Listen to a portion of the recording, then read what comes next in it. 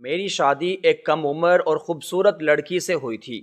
میں بہت خوش تھا، مگر شادی کے 2 ماہ بعد ہی مجھے کمانے کے لیے دبئی جانا پڑا۔ وہ بہت روئی اور بولی مت جاؤ، مجھے لگا جیسے وہ خوف زدہ ہے۔ میں نے خوف کی وجہ پوچھی تو وہ گھبرا گئی۔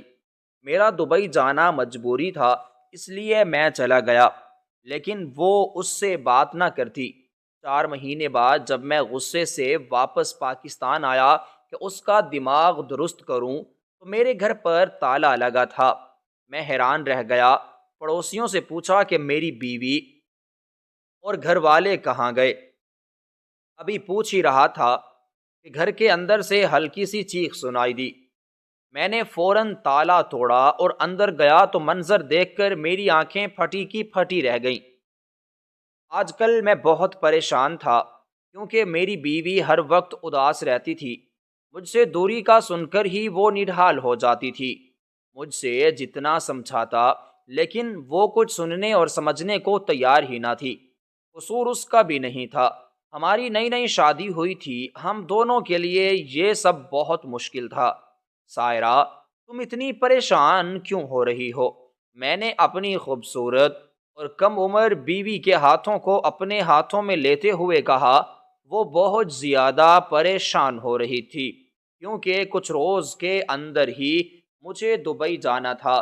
یہاں میرا کام نہ چل رہا تھا اور میں چاہتا تھا کہ میں زیادہ سے زیادہ پیسے کماؤں، مگر وہ مجھے دبئی جانے سے روک رہی تھی۔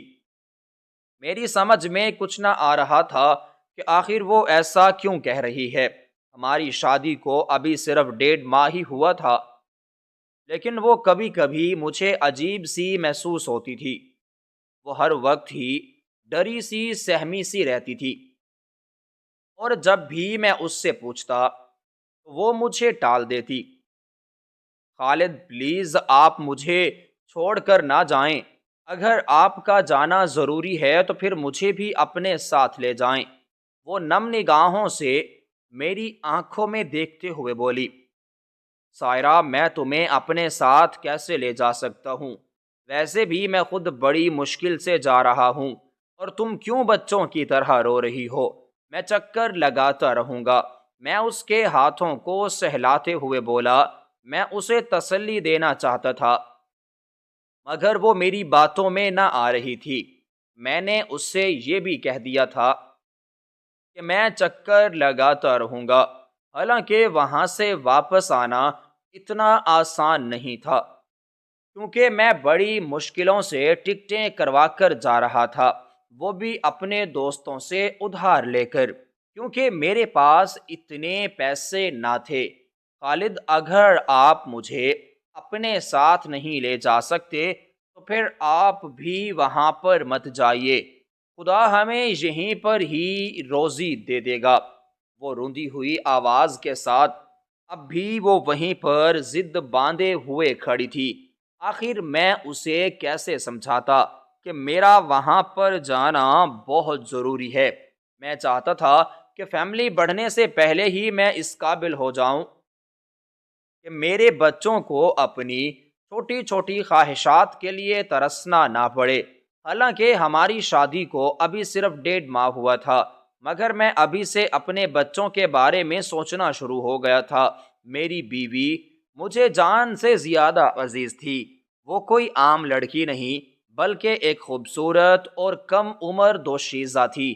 اس کی موٹی موٹی آنکھیں مجھے ہر وقت اپنے سحر میں کھویا رکھتی تھیں، اور اب انہی خوبصورت آنکھوں میں آنسو بھی آ رہے تھے جو میں بالکل بھی برداشت نہ کر سکتا تھا، لیکن میں کر بھی کچھ نہ سکتا تھا، کیونکہ میرا جانا اتنا ضروری تھا جتنا میرا زندہ رہنا۔ یہاں پر میرا کام بالکل بھی نہ چل رہا تھا، اور کچھ روز پہلے میری نوکری بھی چل گئی تھی۔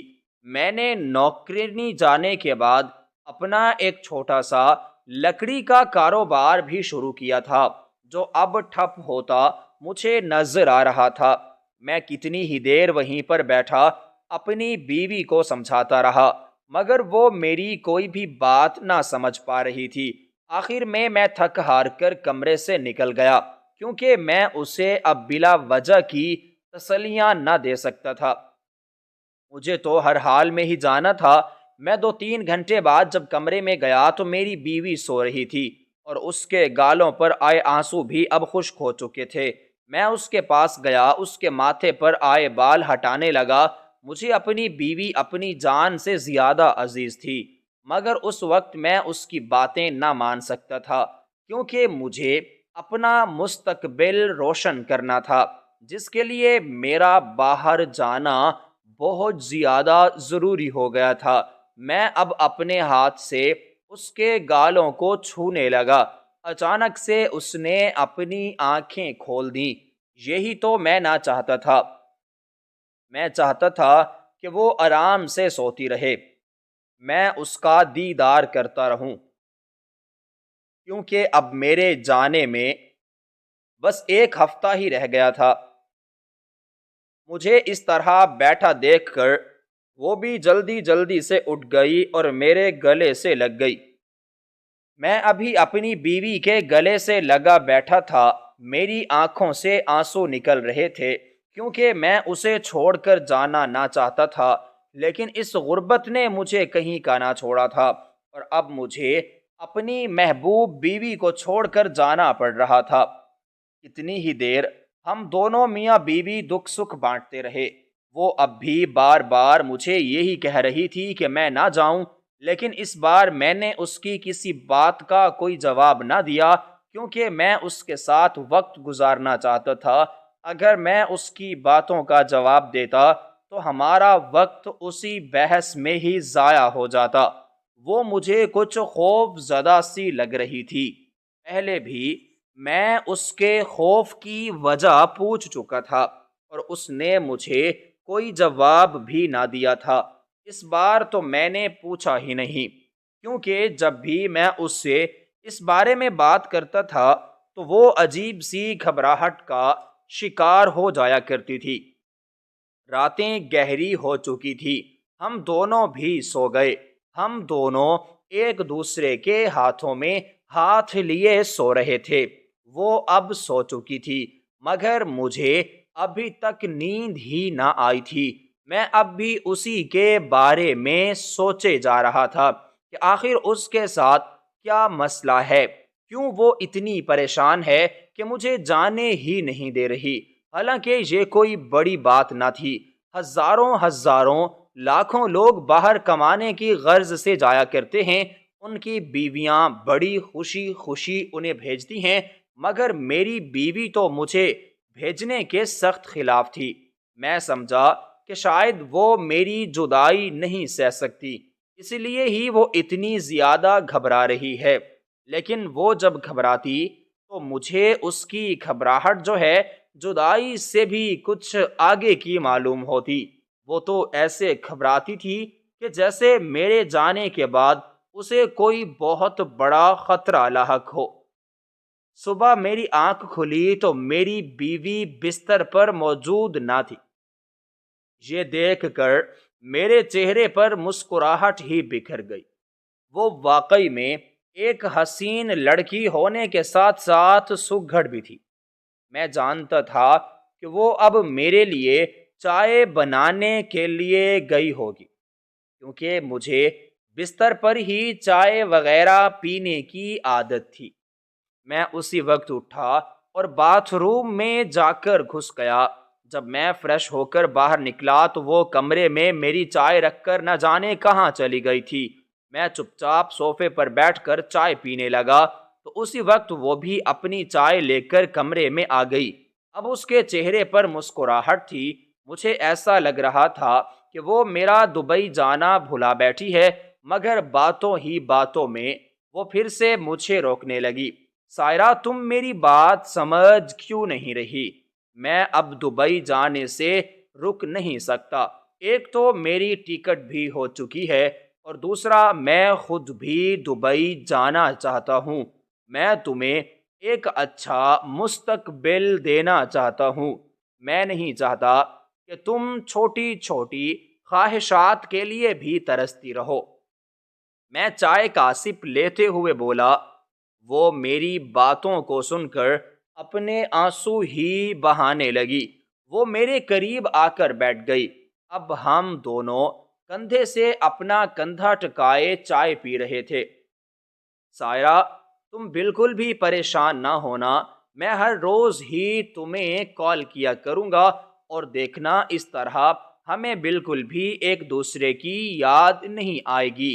میں بھیگی آواز کے ساتھ کہہ رہا تھا، کیونکہ اس سے جدائی کے بارے میں سوچ بھی نہیں سکتا تھا۔ میری بات سن کر اس کی آنکھوں سے بھی آنسو موتیوں کی طرح نیچے گرنے لگے، لیکن اس بار اس نے کچھ نہ کہا، کیونکہ وہ بھی اب جان چکی تھی کہ میرا جانا بہت ضروری ہے۔ سائرہ بیٹی، کہاں ہو تم؟ ہم دونوں کمرے میں بیٹھے باتیں کر رہے تھے کہ امی کی آواز آئی۔ شاید وہ صحن میں کھڑی سائرہ کو آوازیں لگا رہی تھیں۔ سائرہ ان کی باتیں فوراً ہی سن کر کمرے سے چلی گئی، اور میں الماری سے اپنے کپڑے نکال کر باتھ روم میں گھس گیا، کیونکہ مجھے آج اپنے ایک دوست کے ہاں جانا تھا۔ وہی دوست جو مجھے دبئی بھیج رہا تھا۔ اس نے مجھ سے کہا تھا کہ میں دبئی جانے سے پہلے اس سے مل لوں، تاکہ وہ مجھے وہاں کے تمام تر معاملات سمجھا دے۔ اس نے ہی میری وہاں پر جاب لگوائی تھی۔ میں اس کا بڑا ہی شکر گزار تھا۔ تھوڑی دیر کے اندر ہی میں نہا کر باہر نکل آیا، اور اب میں ڈریسنگ ٹیبل کے سامنے کھڑا اپنے بالوں میں کنگھا کر رہا تھا۔ سائرہ کمرے میں آئی اور مجھ سے لپٹ کر رونے لگی۔ میں حیران ہوا کہ آخر اسے کیا ہو گیا ہے، مگر پھر میں بہت جلد ہی سمجھ گیا، کیونکہ وہ بھی جانتی تھی کہ آج میں اپنے دوست کے ہاں جا رہا ہوں۔ اسی کے پاس میرا پاسپورٹ اور ٹکٹ تھی۔ میں نے اپنی محبوب بیوی کو کندھوں سے تھام کر صوفے پر بٹھا دیا اور اس کے ماتھے پر بوسہ دیا، تو وہ اپنی نظریں جھکا گئی۔ حالانکہ ہماری شادی کو اتنے دن ہو چکے تھے، مگر اب بھی وہ پہلے دن کی طرح ہی شرماتی تھی۔ میں اب اس کے ہاتھوں کو اپنے ہاتھوں میں لے کر انہیں بوسہ بھی دینے لگا۔ اب اس کے رونے میں اور بھی زیادہ اضافہ ہوتا چلا جا رہا تھا۔ حالانکہ میں تو اس سے پیار جتا رہا تھا، لیکن وہ پھر بھی پھوٹ پھوٹ کر روئے جا رہی تھی۔ سائرہ، اگر تم ایسا کرو گی تو میں نہیں جا پاؤں گا۔ تم جانتی ہو کہ میرا جانا کتنا ضروری ہے۔ میں جب بولا تو میری آواز بھی بھر آئی تھی، کیونکہ بیوی کو یوں روتا دیکھ کر میں بھی اب اپنے جذبات پر قابو نہ رکھ پا رہا تھا۔ اگر آپ نہیں جانا چاہتے تو پلیز خالد، آپ نہ جائیں۔ آپ کے بغیر میں مر جاؤں گی۔ وہ میرے کاندھے پر سر رکھتے ہوئے بولی۔ اس کے اس طرح بولنے پر تو میں اپنا سر تھام کر بیٹھ گیا۔ میں تو اسے سمجھا رہا تھا کہ وہ اپنی ضد چھوڑ دے، مگر وہ تو اپنی ضد سے پیچھے ہی نہ ہٹ رہی تھی۔ پھر میں اس کے ماتھے کا بوسہ لے کر کمرے سے باہر نکل آیا، کیونکہ بار بار میرے دوست کی کالز پر کالز آ رہی تھیں۔ جب میں گھر واپس آیا تو میری بیوی تھوڑی سی حشاش بشاش لگ رہی تھی۔ مجھے لگا کہ شاید اس نے خود ہی کو سنبھال لیا ہے، لیکن جیسے ہی اس نے میرے ہاتھ میں پاسپورٹ اور ٹکٹ دیکھی تو وہ بھاگ کر دوڑ کر کمرے میں چلی گئی۔ میں اس کے پیچھے کمرے میں بالکل بھی نہ گیا، کیونکہ پہلے میں اپنی ماں کو یہ خوشخبری سنانا چاہتا تھا۔ میں امی جان کے کمرے میں گیا تو وہ جائے نماز پر بیٹھی نماز پڑھ رہی تھی۔ میں جانتا تھا کہ وہ میرے جانے کی وجہ سے کچھ غمگین تو ہیں، لیکن وہ سائرہ کی طرح مجھے روکتی نہ تھیں، کیونکہ وہ بڑی تھی اور سمجھتی تھیں کہ میرا جانا ضروری ہے۔ اس گھر کی ذمہ داری اب مجھ پر ہی تھی۔ میرا چھوٹا بھائی ابھی پڑھ رہا تھا، اس کے اخراجات مجھے ہی اٹھانے تھے۔ میرے والد محترم تو آج سے 5 سال پہلے مجھ پر سارے گھر کی ذمہ داریاں ڈال کر چلے گئے۔ وہ اب اس دنیا میں نہ رہے تھے، اور ان کی غیر موجودگی میں مجھے ہی سب کچھ سنبھالنا تھا۔ ماں نے نماز ختم کی تو میں ان کے پاس پہنچ گیا اور بنا کچھ کہے ہی ان کے ہاتھ میں اپنا پاسپورٹ دے دیا۔ ان کی خوشی کی انتہا نہ رہی، انہوں نے اسی وقت ہی مجھے اپنے گلے سے لگا لیا۔ مجھے اپنی امی بڑی ہی پیاری تھی کیونکہ انہوں نے میری ضد مان لی تھی۔ میں نے سائرہ کو ایک رشتہ دار کی شادی میں دیکھا تھا اور اسی وقت ہی میں نے اسے اپنے لیے پسند کر لیا تھا۔ امی نے بھی میرے دل کی خواہش کا احترام کیا اور 2-4 روز کے اندر ہی سائرہ کے گھر رشتہ لے کر پہنچ گئیں۔ کچھ دیر امی سے باتیں کرنے کے بعد جب میں اپنے کمرے میں واپس آیا تو سائرہ کو دیکھ کر میرا کلیجہ منہ کو آ گیا۔ وہ زمین پر بیٹھی پھوٹ کر رو رہی تھی۔ مجھے اسے اس طرح دیکھ کر بہت زیادہ پریشانی ہونے لگی۔ میں اسی وقت ہی اس کے پاس زمین پر بیٹھ گئی۔ اس بار میں نے اسے کچھ نہ کہا بلکہ خاموشی سے اسے اپنے گلے سے لگا لیا۔ وہ بھی میرے گلے سے لگی بیٹھی رہی۔ اس بار اس نے بھی کچھ نہ کہا تھا، شاید وہ خود کو سنبھالنا چاہتی تھی، مگر جب بھی وہ میرے جانے کا ذکر سنتی تو پھر سے بے قابو ہو جاتی۔ خالد، میں آپ کے ساتھ وقت گزارنا چاہتی ہوں۔ میں جانتی ہوں کہ 3 دن بعد آپ نے چلے جانا ہے، اسی لیے ہی میں چاہتی ہوں کہ ہم کہیں گھومنے پھرنے کے لیے جائیں۔ وہ بھیگی آواز کے ساتھ مسکراتے ہوئے بولے چلے جا رہی تھی۔ اس کے چہرے پر مسکراہٹ میں نہ جانے کتنے دن بعد دیکھ رہا تھا۔ اسے یوں مسکراتا اور ہنستا دیکھ کر تو میں بھی مسکرا دیا۔ میرے دل کو بھی ڈھارس بندھی کہ اب اس نے خود کو سنبھال لیا ہے۔ میں نے اس سے وعدہ کیا کہ میں اسے کل کسی اچھی سی جگہ پر کھانا کھلانے کے لیے لے جاؤں گا تو وہ بھی خوش ہو گئی۔ وہ دن بھی گزر گیا اور اگلے دن ہم دوپہر کو کھانا کھانے کے لیے ایک اچھے سے ریسٹورنٹ میں آئے تھے۔ حالانکہ مجھے پیسوں کی کمی تھی، مگر میں نے دل کھول کر اپنی بیگم صاحبہ پر خرچہ کیا کیونکہ میں اسے یوں روتا ہوا چھوڑ کر نہ جا سکتا تھا۔ وہ دن بھی گزر گیا اور اس دن سائرہ نے مجھے روکنے کی بالکل بھی ضد نہ کی اور اگلا دن تو میں اپنی پیکنگ کرنے میں ہی لگا رہا۔ رات کا وقت تھا، میں اپنا بیگ پیک کر چکا تھا اور اب شاور لینے کے لیے باتھ روم کی طرف بھی جا رہا تھا۔ اسی وقت ہی سائرہ کمرے میں آئی۔ اس کی آنکھوں میں آنسو دیکھ کر میں رک گیا۔ میں نے صبح نماز کے وقت ہی ایئرپورٹ کے لیے نکلنا تھا، اس لیے میں اپنی ساری تیاری رات کو ہی کرنا چاہتا تھا۔ سائرہ کو یوں روتا دیکھ کر تو میں پھر سے بے قابو ہو گیا۔ میری بھی آنکھوں سے آنسو نکلنے لگے۔ میں نے اس کا ہاتھ تھاما، اسے صوفے پر بٹھا دیا۔ سائرہ، تمہیں خدا کا واسطہ تم ایسے مت رو، میں نم نگاہوں کے ساتھ اسے کہہ رہا تھا۔ میری بات پر وہ بھی کچھ خاموش ہو گئی۔ شاید اب وہ جانتی تھی کہ اب میں ہر حال میں ہی جاؤں گا۔ وہ بیچاری تو اپنے جذبات پر قابو بھی نہ رکھ پا رہی تھی، اس لیے بار بار اس کی آنکھوں سے آنسو بھی نکلے جا رہے تھے۔ پھر میں اسے سمجھا بجھا کر باتھ روم میں آ گیا۔ شاور لینے کے بعد جب میں کمرے میں آیا تو وہ کمرے میں موجود نہ تھی۔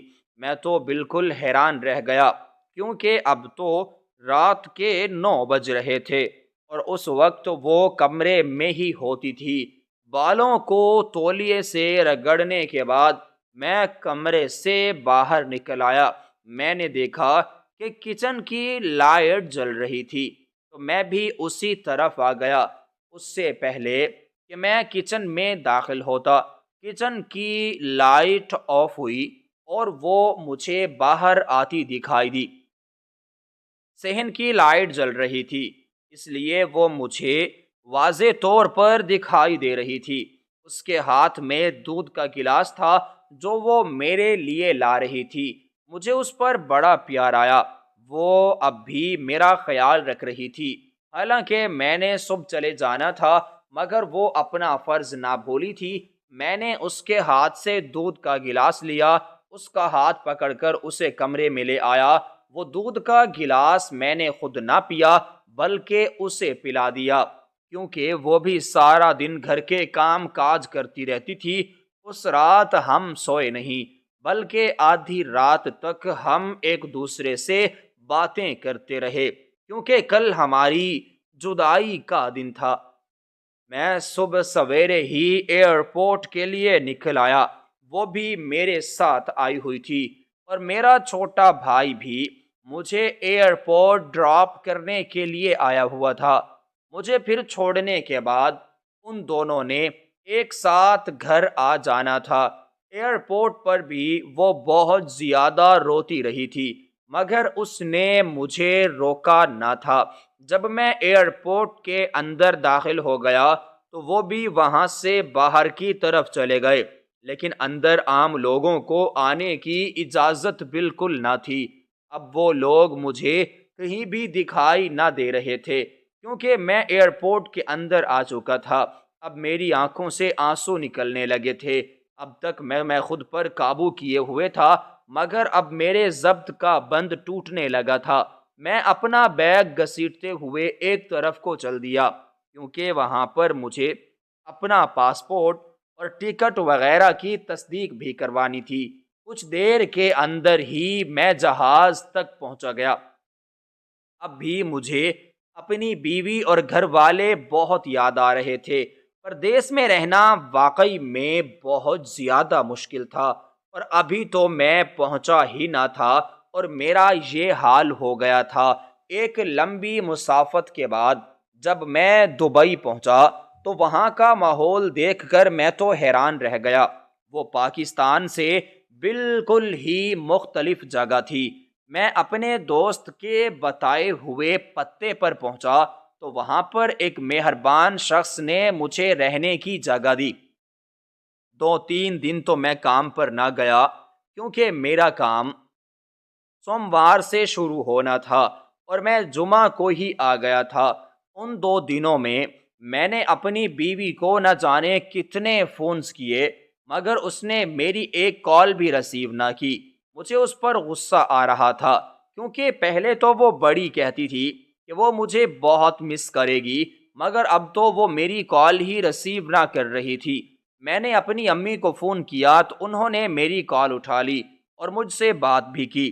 جب میں نے ان سے سائرہ کے بارے میں پوچھا تو وہ کہنے لگیں کہ وہ کام کر رہی ہے، بعد میں تم سے بات کرے گی۔ سوموار سے میں اپنے کام پر لگ گیا تھا۔ اس دن بھی میں نے اپنی بیوی کو بہت زیادہ کالز کی تھیں، مگر اس نے میری کوئی بھی کال ریسیو نہ کی اور نہ ہی اس نے مجھے کال بیک کی۔ میری سمجھ میں کچھ بھی نہیں آ رہا تھا کہ آخر ہو کیا رہا ہے۔ وقت بڑی تیزی کے ساتھ گزرتا جا رہا تھا۔ میں نے ایک دن بھی بیوی کو کال کرنے کا ناغہ نہ کیا تھا اور میں نے بھی میری کال نہ اٹھائی۔ اب مجھے اس پر بہت زیادہ غصہ آنے لگا تھا۔ میرا دل کرتا تھا کہ میں ابھی اور اسی وقت پاکستان جا کر اس کی خبر لوں کہ آخر وہ میرے ساتھ ایسا کیوں کر رہی ہے۔ میں نے یہاں پر بیٹھ کر اس کے لیے تڑپ رہا تھا اور وہ وہاں پر نہ جانے کیا کر رہی تھی۔ اب مجھے اس کی ساری باتیں ہی جھوٹی لگنے لگی تھی۔ وہ جو ہر وقت ہی میرے لیے آنسو بہاتی اور مجھے روکتی رہتی تھی، اب وہ سب مجھے ایک ڈھونگ لگنے لگا تھا، کیونکہ اگر وہ مجھ سے سچی محبت کرتی ہوتی تو ہر روز ہی مجھ سے بات کرتی، مگر اب مجھے یہاں پر آئے ہوئے تقریباً 1.5 ماہ ہو چکا تھا اور میری ایک مرتبہ بھی اس سے بات نہ ہوئی۔ اس 1.5 ماہ میں نے بھی امی کو فونز کالز نہ کی تھیں، بلکہ ان سے بھی 1-2 بار میری بات ہوئی تھی، کیونکہ میں تو اپنی بیوی سے بات کرنا چاہتا تھا اور وہ تو مجھ سے بات ہی نہ کر رہی تھی۔ وقت جو تھا وہ بڑی ہی تیزی کے ساتھ گزرتا جا رہا تھا۔ میں دبئی میں رہ تو رہا تھا، مگر میرا دل اب بھی پاکستان میں تھا۔ میں ٹوٹے دل کے ساتھ ہی اپنی جاب پر فوکس کر رہا تھا۔ اگر میرے بس میں ہوتا تو میں اسی وقت ہی وہاں سے نکل آتا، لیکن میں 4 ماہ پہلے اپنے وطن واپس نہ لوٹ سکتا تھا۔ اب مجھے بے صبری سے 4 ماہ ختم ہونے کا انتظار تھا۔ تیسرا ماہ لگ چکا تھا۔ میرا غصہ بھی اب دن بدن بڑھتا جا رہا تھا۔ میری بیوی نے میرے یہاں پر آنے کے بعد مجھے ایک کال تو کیا میسج بھی نہ کیا تھا، نہ ہی میری خیریت معلوم کی تھی۔ اب میں اس سے بد دل ہو گیا تھا۔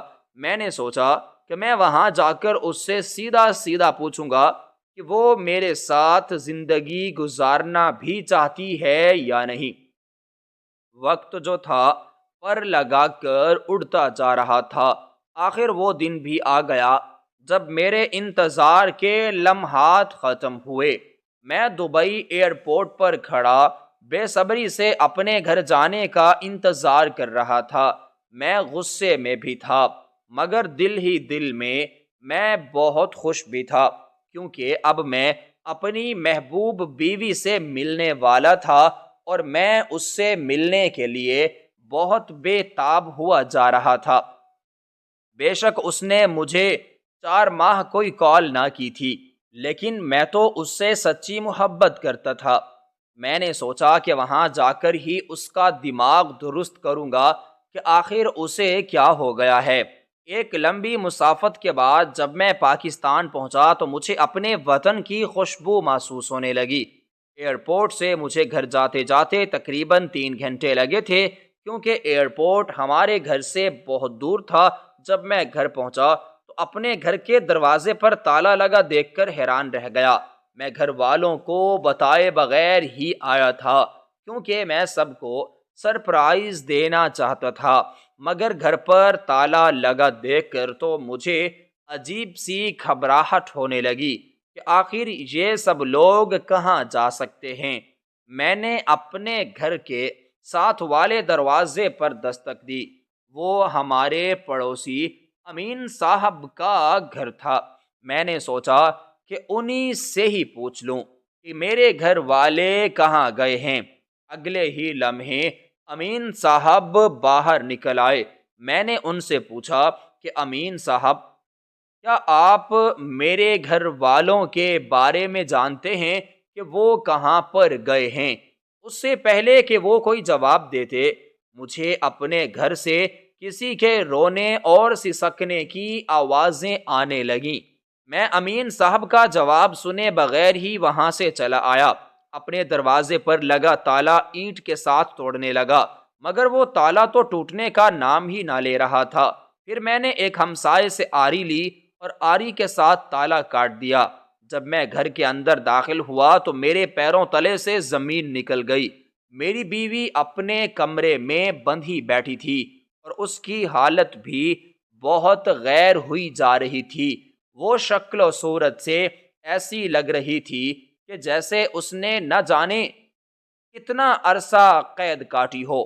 وہ چہرہ نیچے جھکائے سسک سسک کر رو رہی تھی۔ میری ماں اور بھائی گھر پر موجود نہ تھے۔ میں دوڑتا ہوا اپنی بیوی کی طرف گیا اور اسے ان رسیوں کی قید سے آزاد کروایا۔ وہ میرے گلے سے لگ کر پھوٹ پھوٹ کر رونے لگی۔ جب میں نے اس سے پوچھا کہ اس کے ساتھ یہ سب کیا ہوا ہے تو جو اس نے مجھے بتایا وہ میرے مرنے کے لیے بس کافی تھا۔ اس نے مجھ سے کہا کہ میری ماں اس پر ہر وقت بہت ظلم کرتی تھی اور میرے جانے کے بعد تو انہوں نے اسے کمرے میں بند کر دیا تھا۔ مجھے اپنی ماں پر یقین نہ آ رہا تھا کہ آخر وہ میری بیوی کے ساتھ ایسا کیسے کر سکتی ہیں۔ اسی وقت ہی گھر کے دروازے پر دستک ہوئی، کیونکہ میں آتے وقت دروازہ بند کر کے آیا تھا۔ میں نے جا کر دروازہ کھولا تو وہاں پر میری ماں اور بھائی کھڑے تھے۔ مجھے دیکھ کر حیران رہ گئے۔ میری ماں مجھ سے نظریں نہ ملا پا رہی تھیں۔ امی، آخر آپ نے میرے ساتھ ایسا کیوں کیا؟ میں نے صرف اپنی ماں سے یہی سوال کیا تھا۔ میں تو ان کی طرف دیکھنا بھی نہ چاہتا تھا۔ بیٹا، میں یہ سب نہ کرنا چاہتی تھی، مگر مجھے تمہاری بیوی بالکل بھی پسند نہ تھی اور میں تمہاری شادی اپنی بھانجی سے کرنا چاہتی تھی، مگر تمہاری ضد کے آگے مجھے تو گھٹنے ٹیکنے پڑے تھے۔ اسی لیے ہی میں نے سوچا تھا کہ میں تمہاری شادی کرا دیتی ہوں، اس کے بعد ہی میں اس لڑکی کو گھر سے نکال دوں گی۔ اور وہ اپنے منہ سے ہی اپنے گناہ کا اقرار کر رہی تھی۔ مجھے ایسا محسوس ہو رہا تھا کہ جیسے وہ میری ماں نہیں بلکہ میری دشمن ہو۔ انہوں نے میری عزیز بیوی کے ساتھ ایسا کیا تھا جو میں نے خواب میں بھی نہ سوچا تھا۔ میں اسے دیکھ رہا تھا، اگر یہاں میری ماں کی جگہ کوئی اور ہوتا تو میں اسے زندہ نہ چھوڑتا، مگر دکھ ہی تو اس بات کا تھا کہ وہ میری ماں تھی جو سگے بیٹے کے خلاف سازشیں کر رہی تھی۔ اس وقت میں نے خود پر ضبط کیا اور خاموش رہا، کیونکہ اگر میں کچھ بولتا تو میری ماں کی شان میں گستاخی ہوتی۔ لیکن میرا دل بہت ہی زور سے ٹوٹا تھا، کیونکہ مجھے اس بات کی توقع ہی نہ تھی کہ میری ماں میری بیوی کے ساتھ ایسا بھی کر سکتی ہے، کیونکہ وہ میری بیوی تھی، وہ میری ذمہ داری تھی، میری ذمہ داری پر وہ گھر میں آئی ہوئی تھی۔ میں نے اسے اپنی ماں کو امانت کر کے سونپا تھا۔ اسی وقت ہی میں اپنے کمرے میں آ گیا۔ میری بیوی اب بھی پھوٹ پھوٹ کر رو رہی تھی۔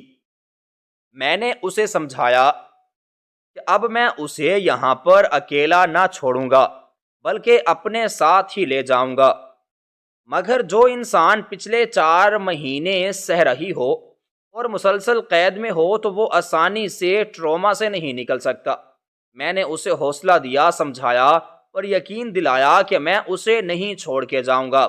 1 ہفتے میں میں اپنی بیوی کے ساتھ ویزا بنوائے اور میں جہاں بھی جاتا تھا اس کو ساتھ لے جاتا تھا، کیونکہ مجھے میرے گھر والوں پر اب بھروسہ نہیں رہا تھا۔ میں اپنی بیوی کے سامنے بہت زیادہ شرمندہ تھا، بار بار اس سے معافیاں بھی مانگ رہا تھا۔ وہ تو سوکھ کر بالکل کانٹا ہو چکی تھی، اس کا وہ خوبصورت حسن کہیں جا کر چھپ چکا تھا، اور ان سب کا قصوروار میں خود ہی کو سمجھ رہا تھا۔ یہ تو شکر تھا کہ اتفاقاً اور کچھ غصے سے میں چھٹی لے کے پاکستان آ گیا۔ اگر مجھے پاکستان آنے میں سال لگ جاتے تو تب تک میری بیوی منو مٹی تلے دفن ہو جاتی۔ میں 1 ہفتے کے بعد ہی اپنی بیوی کو اپنے ساتھ لے کر دبئی آ گیا۔ میری ماں مجھے روکتی رہی، مگر میں نے ان کی ایک نہ سنی۔ انہوں نے میری بیوی پر اتنا ظلم کیا تھا تو میں بھی ان کی حکم عدولی کر سکتا تھا۔ اب میں اپنی بیوی کے ساتھ دبئی میں ہی رہتا ہوں۔ مجھے پاکستان گئے ہوئے بھی پورے 5 سال گزر چکے ہیں۔ میرا ایک چاند سا بیٹا اور ایک گڑیا بھی ہے، وہ مجھے جان سے پیارے ہیں۔ اب بھی میری بیوی اور میرا پیار کچھ کم نہیں ہوا۔ میری ماں اکثر اوقات مجھے کالز کرتی رہتی ہیں، لیکن میں ان کی کال نہیں اٹھاتا، بھلے میں ہر مہینے باقاعدگی سے انہیں پیسے بھیج دیتا ہوں، لیکن ان سے بات چیت کرنے کا میرا دل نہیں چاہتا۔ میں نے، میری بیوی نے، ہم سب نے اپنے حصے کی سزا کاٹ لی تھی۔ اب میری ماں کی باری تھی، وہ بھی اب اپنے حصے کی سزا ہی کاٹے جا رہی تھی، کیونکہ انہوں نے تو میرا دل توڑ کے رکھ دیا تھا، اور دل جب ایک بار ٹوٹ جاتا ہے تو دوبارہ نہیں جڑتا۔ کبھی کبھی ہم اپنے پیارے رشتوں کو بھی سزا دینے پر مجبور ہو جاتے ہیں، کیونکہ اگر ہم ان سے ناراض نہ ہوں، انہیں سزا نہ دیں، ان کو تنہائی کے حوالے نہ کریں، تب تک انہیں اپنی غلطی کا اندازہ نہیں ہوتا اور وہ خود کو حق بجانب سمجھتے ہیں۔ اب شاید ان کے پاس سوچنے کا زیادہ وقت تھا، شاید وہ خود کو ضمیر کے کٹہرے میں کھڑا کرتی کہ انہوں نے میری بیوی کے ساتھ اور میرے ساتھ کتنا غلط کیا تھا۔ میں چاہتا تھا کہ وہ تنہائی میں اس بارے میں سوچیں کہ اگر اس نے ہم سب کا کتنا نقصان کیا، مگر وہ تو اللہ کی ذات ہے جس سے ساری حقیقت میرے سامنے آئی۔